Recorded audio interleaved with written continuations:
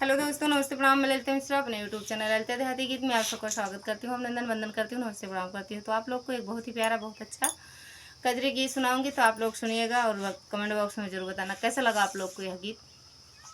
अब राम जी सिरार जिनी मचाव पिया, सियाल उठाव पिया ना। अब राम जी सिरार जिनी मचाव पिया, सियाल उठाव पिया ना।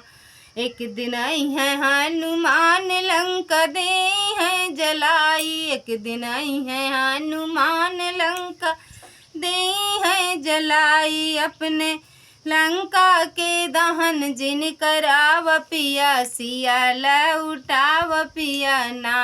अपने लंका के दहन जिन कराव पिया, सियाल उठाव पिया ना।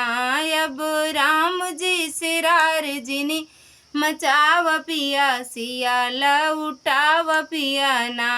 अब राम जी सिरार जिनी मचाव पिया, सियाल उठाव पिया ना।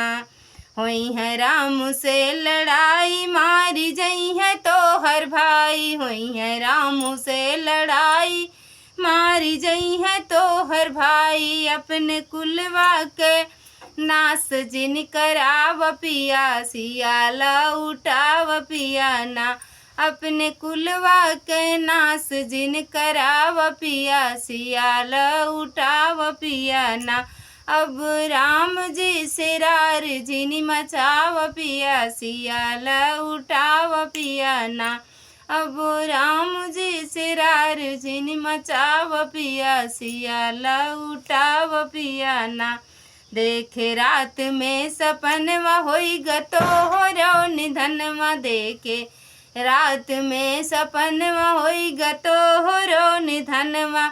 हमरे सपना के सच जिन बनाव पिया, सियाल उठाव पिया ना।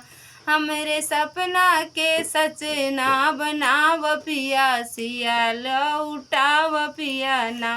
अब राम जी सिरार जिन मचाव पिया, सियाल उठाव पिया ना। अब राम जी सिरार जिन मचाव पिया, सियाल उठाव